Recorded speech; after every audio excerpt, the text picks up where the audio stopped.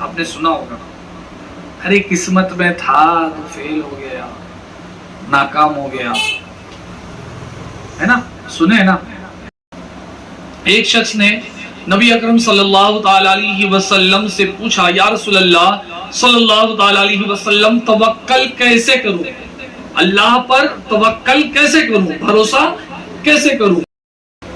کوئی ایسا پاس ہو سکتا ہے کیا؟ بتاؤ، تم لوگ بتاؤ مجھ کو، کوئی ایسا پاس ہو سکتا ہے کیا کہ اس کو فرسٹ بھی آنا ہے، ایگزام میں فرسٹ بھی آنا ہے، اے گریڈ بھی لانا ہے، اور وہ ایگزام میں جائے اور وہاں پر آنسر شیٹ پر کچھ بھی نہ لکھے؟ تو اللہ پر بھروسہ کیسے ہونا چاہیے؟ اور اس کا مطلب کیا ہے؟ لیکن اگر کوئی ایسا سوچے، ارے میں تو ابھی کیا دسمبر کا مہینہ ہے، تو مارچ میں اپریل میں ایگزام ہے، پڑھ لیں گے، پھر مارچ جنوری آیا، فروری میں پڑھ لیں گے، فروری آیا، مارچ میں پڑھ لیں گے، اینڈ میں نا، مارچ کے اینڈ میں ایگزام ہے، کیا فرق پڑتا ہے، پڑھ لیں گے، اللہ پر بھروسہ ہے، توکل ہے، کیا سب ہو جائے گا۔ پھر اس کے بعد ارے کل ایگزام ہے۔ بسم اللہ الرحمن الرحیم۔ آج ہم ایک ایسے ٹاپک پر گفتگو کریں گے، بات کریں گے کہ جس کا جاننا، سمجھنا اور ماننا ایز اے مسلم، ایک مسلمان ہونے کی حیثیت سے بہت ضروری ہے۔ اگر اس میں گڑبڑ ہوگی نا تو سب گڑبڑی گڑبڑ رہے گا، اور وہ یہ ہے توکل، اللہ کے اوپر بھروسہ۔ اللہ پر بھروسہ ہے نا؟ ہاں، تو اللہ پر بھروسہ کیسے ہونا چاہیے، اور اس کا مطلب کیا ہے، اس کے معنی کیا ہے، اس کی تعریف کیا ہے، کیا ہوتا ہے یہ، آج یہ جاننے کی کوشش کریں گے۔ توکل کی تعریف یوں ہے کہ اسباب اور تدابیر کو اختیار کرتے ہوئے فقط اللہ تبارک و تعالیٰ پر اعتماد و بھروسہ کیا جائے، اور تمام کاموں کو اس کے سپرد حوالے کر دیا جائے، مطلب چیزوں کو بھی شامل کر لیا جائے، تدبیر بھی لڑا لی جائے، لیکن بھروسہ یہ ہو کہ اللہ تبارک و تعالیٰ ہی کرم فرمائے گا تو ہوگا۔ حضرت سیدنا امام غزالی رحمۃ اللہ علیہ نے توکل کی تفصیلی تعریف ایسی بیان فرمائی ہے جس کا خلاصہ کچھ یوں ہے، توکل، بھروسہ، دراصل علم، کیفیت اور عمل، تینوں چیزوں کے مجموعے، مکسچر کا نام ہے۔ یعنی جب بندہ اس بات کو جان لے کہ فاعل یعنی کرنے والا حقیقی صرف اللہ تبارک و تعالیٰ ہے، تمام مخلوق، موت و زندگی، تنگدستی و مالداری، ہر شے کو اللہ اکیلا ہی پیدا فرمانے والا ہے، بندوں کے کام سنوارنے پر اللہ مکمل علم و قدرت رکھتا ہے، اللہ کا لطف و کرم اور رحم تمام بندوں پر اجتماعی اعتبار سے اور ہر بندے پر انفرادی اعتبار سے ہے۔ اللہ کی قدرت سے بڑھ کر کوئی قدرت نہیں، اللہ کے علم سے زیادہ کسی کا علم نہیں، اللہ کا لطف و کرم اور مہربانی بے حساب ہے۔ جو اللہ کے تعلق سے اس طرح کا عقیدہ بنا لے گا، اس پر یقین کی ایسی کیفیت طاری ہوگی کہ وہ ایک اللہ تبارک و تعالیٰ پر ہی بھروسہ کرے گا، کسی دوسرے کی جانب وہ متوجہ نہیں ہوگا، بس اس کا سارا بھروسہ جو ہوگا وہ اللہ تبارک و تعالیٰ پر ہی ہوگا، وہ کسی دوسرے کی طرف دھیان نہیں دے گا، بس جو ہے اللہ ہے، اللہ کے سوا کچھ نہیں ہے۔ ایسی طاقت و قوت اور ذات کی جانب توجہ نہ کرے گا، کیونکہ گناہ سے بچنے کی طاقت اور نیکی کرنے کی قوت صرف اللہ تبارک و تعالیٰ کی ہی طرف سے ہے۔ یہ آپ کو سنی دینیات میں جو ہم کتاب پڑھاتے ہیں تو اس میں ایک درس ہے تقدیر کے تعلق سے، اس کے اندر یہ ساری باتیں بھی آپ کو بتائی گئی ہیں۔ تو اس علم و یقین اور اس سے پیدا ہونے والی کیفیت اور اس نتیجے میں حاصل ہونے والے بھروسے کے مجموعی کیفیت کا نام توکل ہے۔ مطلب جب یہ ساری چیزیں جمع ہو جائے گی کہ بس اللہ ہی جو ہے ہر بندے کے انفرادی اور اجتماعی طور پر مدد فرمائے گا، اللہ ہی کے لطف و کرم سے ساری چیزیں ہوں گی، بس اللہ ہی کرم فرمائے تو ساری چیزیں ہوں گی۔ جب یہ ساری چیزیں جمع ہو جائے گی نا، اللہ اللہ اللہ اللہ، دل و دماغ جب اللہ ہی اللہ بولنے لگے گا، تب وہ سب جب جمع ہو جائے گا تو اس کو کہتے ہیں توکل۔ کہ اب دنیاوی اسباب پر نگاہ نہ کرتے ہوئے اگر بھروسہ ہے کسی کی ذات پر تو بس وہ اللہ کی ذات ہے، اللہ کے علاوہ کسی کے اوپر نہیں۔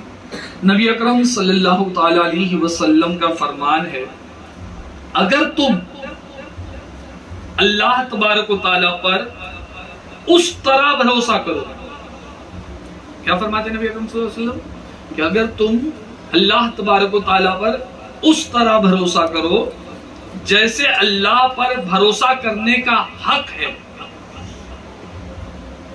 تو اللہ تمہیں اس طرح رزق عطا فرمائے گا جیسے پرندوں کو عطا فرماتا ہے کہ وہ صبح خالی پیٹ نکلتے ہیں اور شام کو سیر ہو کر کے لوٹتے ہیں۔ پرندے جو ہے وہ صبح خالی پیٹ نکلتے ہیں لیکن جب شام کو اپنے گھر کی طرف لوٹتے ہیں تو ان کا پیٹ بھرا ہوا ہوتا ہے۔ تو اگر تم اللہ پر ایسا بھروسہ کرو جو حق ہے تو اللہ تبارک و تعالیٰ تمہیں بھی پرندوں کی طرح رزق عطا فرمائے گا۔ اعلیٰ حضرت امام اہل سنت مولانا شاہ امام احمد رضا خان علیہ رحمہ فرماتے ہیں، اللہ تبارک و تعالیٰ پر مطلق توکل کرنا، بھروسہ کرنا فرض عین ہے۔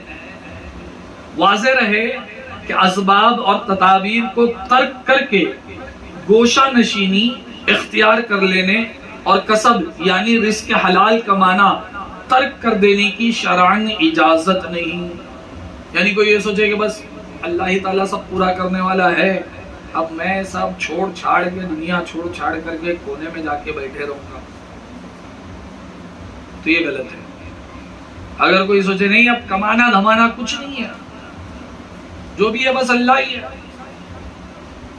تو یہ بھی غلط ہے۔ رزق حلال کمانا لازم ہے تو وہ کمانا ہوگا۔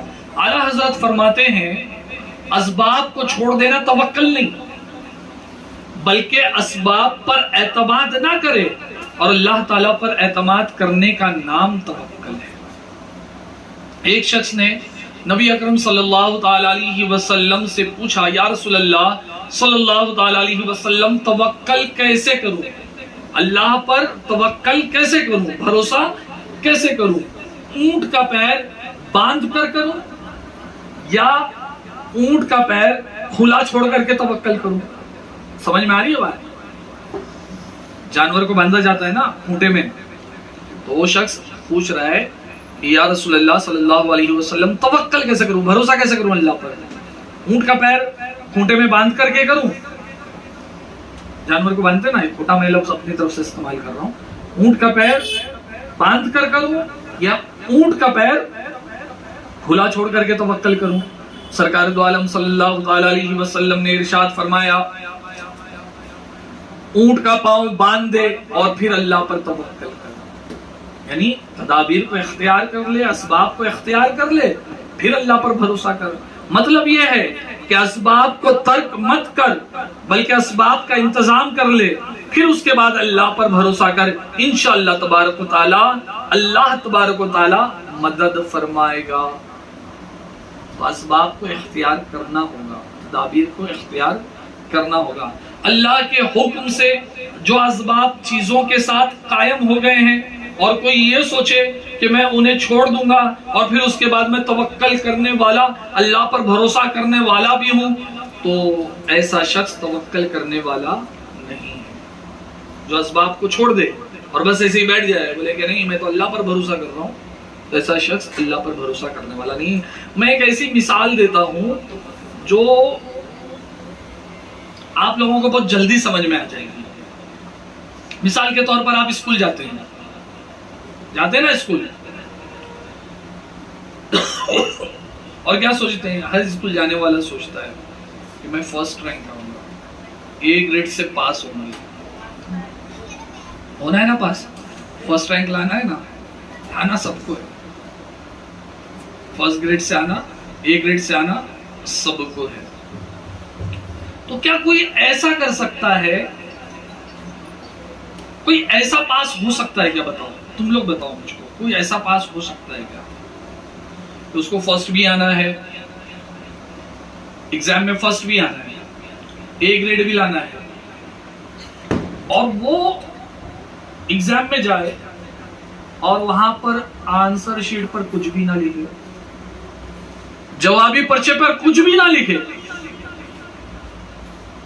اور پھر وہ یہ سوچے کہ میں پاس ہو جاؤں گا؟ کوئی ایسا پاس ہو سکتا ہے کیا؟ اور وہ یہ سوچے میں تو توکل کر رہا ہوں, اللہ پر توکل ہے, اللہ پر بھروسہ ہے. تو ایسا شخص پاس ہو سکتا ہے کیا؟ ایسا کوئی بچہ پاس ہو سکتا ہے کیا؟ ایسے بچے کو, ایسے شخص کو سب پاگل کہیں گے. بلکہ اللہ پر توکل, اللہ پر بھروسہ یہ ہے کہ پہلے تم خوب اچھی طرح سے پڑھائی کرو, ایگزام کی خوب تیاری کر لو, پڑھائی کر لو, تیاری کر لو, پھر ایگزام ہال میں جاؤ. پھر اس کے بعد آنسر شیٹ پر جتنا یاد کیے ہو وہ سب لکھو, اور اللہ پر توکل کر کے یہ سب چیزیں کرو. تو جو بھولنے لگو گے نا, اللہ تبارک و تعالیٰ وہ بھی یاد کرا دے گا. پھر اللہ تبارک و تعالیٰ کی مدد بھی آئے گی, اور انشاءاللہ تبارک و تعالیٰ تم اچھے نمبرات سے, اچھے نمبر سے پاس ہو جاؤ گے. لیکن اگر کوئی ایسا سوچے ارے میں تو ابھی کیا ہے, دسمبر کا مہینہ ہے, تو مارچ میں اپریل میں ایگزام ہے, پڑھ لیں گے, پھر مارچ جنوری آیا, فروری میں پڑھ لیں گے, فروری آیا, مارچ میں پڑھ لیں گے, اینڈ میں نا, مارچ کے اینڈ میں ایگزام ہے, کیا فرق پڑتا ہے, پڑھ لیں گے. اللہ پر بھروسہ ہے, توکل ہے, کیا سب ہو جائے گا. پھر اس کے بعد ارے کل ایگزام ہے, کتنا پڑھو گے؟ اگر تمہارا اللہ پر بھروسہ ہوتا تو ڈے 1 سے محنت کرتے, پڑھائی کرتے, کیونکہ اللہ تبارک و تعالیٰ ان کی مدد فرماتا ہے جو خود اپنی مدد کرنا چاہتے ہیں, جو خود اپنی مدد کرنا چاہتے ہیں.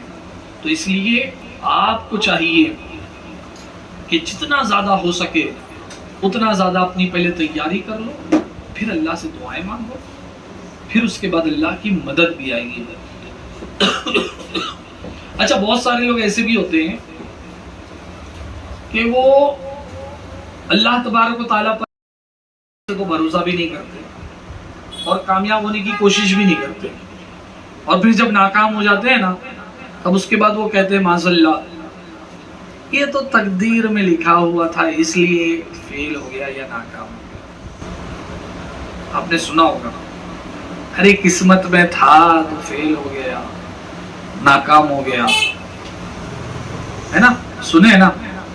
اچھا, یہ سبق بھی آپ کی سنی دنیات میں, یہ والا سبق بھی تقدیر کا تعلق سے بھی سنی دنیات میں ہے. یاد رکھیے, تقدیر لکھ دینے کی وجہ سے کوئی بالکل لاچار اور مجبور اور پتھر کی طرح نہیں ہو گیا کہ بس جو لکھ دیا گیا وہی ہوگا. اللہ تعالیٰ نے جو تقدیر لکھی ہے تو اس کی وجہ سے کوئی مجبور اور لاچار نہیں ہوا کہ جو لکھ دیا گیا بس اب ویسا ہی ہوگا, وہ فیل ہو گیا تو معاذ اللہ کوئی کہہ دے کہ بھئی تقدیر میں لکھا تھا. اللہ تبارک و تعالی عالم الغیب و شہادہ ہے, مطلب جو ماضی میں ہو گیا وہ اللہ کو معلوم, جو حال میں ہو رہا ہے وہ اللہ کو معلوم, جو مستقبل میں ہوگا وہ اللہ کو معلوم. مطلب جو پاسٹ میں ہو گیا وہ اللہ کو معلوم, جو پریزنٹ میں ہو رہا ہے وہ اللہ کو معلوم, جو فیوچر میں ہوگا وہ اللہ کو معلوم ہے۔ تو اللہ کو معلوم ہے کہ تم محنت نہیں کرنے والے تھے، اللہ کو معلوم ہے کہ تم پڑھائی نہیں کرنے والے تھے، اللہ کو معلوم ہے کہ تم کامیاب نہیں ہونے والے تھے، تو اللہ تبارک و تعالیٰ نے وہی لکھ دیا، کیونکہ اس کے علم میں پہلے سے کہ تم کیا کرنے والے ہو، کیا کر چکے ہو، اور کیا کرنے والے ہو اور کیا کر رہے ہو۔ یہ ساری چیزیں اللہ کو پہلے سے پتا ہے، اللہ عالم الغیب والشہادہ ہے۔ تو تقدیر یہ ہے کہ بندہ جو کچھ کرنے والا تھا اللہ تبارک و تعالیٰ نے اسے لکھ دیا۔ اب اس کے لکھ دینے سے بندے کو مجبور نہیں کر دیا کہ اب وہ تیرے کو کرنا ہی پڑے گا۔ اور آسان لفظوں میں سمجھو، تمہارے سامنے 10 راستے ہیں، چاہے یہ راستہ اختیار کرو، چاہے وہ راستہ اختیار کرو، چاہے وہ راستہ اختیار کرو۔ تمہارے سامنے یہ راستہ تھا کہ جب جون میں اسکول چالو ہوئی تب سے تم پڑھائی کرتے، تمہارے سامنے یہ راستہ تھا کہ جب سیمسٹر کا ایگزام ہوا اس میں تم فیل ہو گئے یا کم مارکس آئے اس میں تم اپنی تیاری کرتے، تمہارے سامنے یہ راستہ تھا کہ جب تمہیں پتا چل گیا کہ مارچ یا اپریل میں ایگزام ہے لیکن تم نے اس کی تیاری نہیں کی، تو تمہارے سامنے تو راستے سب کھلے تھے کہ تمہیں کیا کرنا ہے۔ تمہارے سامنے راستہ تھا کہ یہ ٹیچر پڑھا رہا ہے نہیں سمجھ میں آ رہا ہے تو فلاں دوسرے ٹیچر کے پاس میں ٹیوشن لے لوں، تمہارے سامنے راستہ تھا کہ گروپ اسٹڈی کر لوں، تمہارے سامنے راستہ تھا کہ بھائی یہ بچہ میرے ساتھ میں پڑھتا ہے، یہ اچھا پڑھتا ہے، سب سبجیکٹ اس کے اچھے یا کسی خاص سبجیکٹ میں اچھا ہے، میرا دوست بھی ہے، کلاس میٹ ہے، میں اس کی مدد لے لوں، یہ راستہ تھا، لیکن تم نے کچھ بھی نہیں لیا۔ تو اللہ جانتا تھا، اللہ جانتا ہے، اور اللہ جانتا ہے کیا ہوگا، مطلب پاسٹ، پریزنٹ، فیوچر، اللہ سب جانتا ہے۔ تو تم محنت نہیں کرنے والے تھے، اللہ جانتا ہے، اللہ نے وہی لکھ دیا کہ فیل ہوگا، کامیاب نہیں ہوگا۔ تو جو آدمی بھلائی کرنے والا تھا اس کی تقدیر میں اللہ تبارک و تعالیٰ نے بھلائی لکھ دیا، اور جو برائی کرنے والا تھا اس کی تقدیر میں برائی لکھ دیا۔ اب اگر کامیابی چاہتے ہو تو محنت کرو، صحیح راہ پر چلو، اللہ سے دعائیں مانگو۔ آئیے ہم اپنے درس کو دعا پر ہی ختم کرتے ہیں۔ اللہ تبارک و تعالیٰ اپنے فضل و کرم سے قدم قدم پر ہم سب کو کامیابی عطا فرمائے اور برے کاموں سے محفوظ فرمائے، اور ہم سب کے دلوں میں اپنی اور اپنے پیارے محبوب حضرت محمد مصطفیٰ صلی اللہ تعالیٰ علیہ وسلم کی اور تمام انبیاء کرام علیہم السلام اور تمام اولیاء کرام کی سچی محبت پیدا فرمائے۔ آمین۔ وآخر دعوانا ان الحمدللہ۔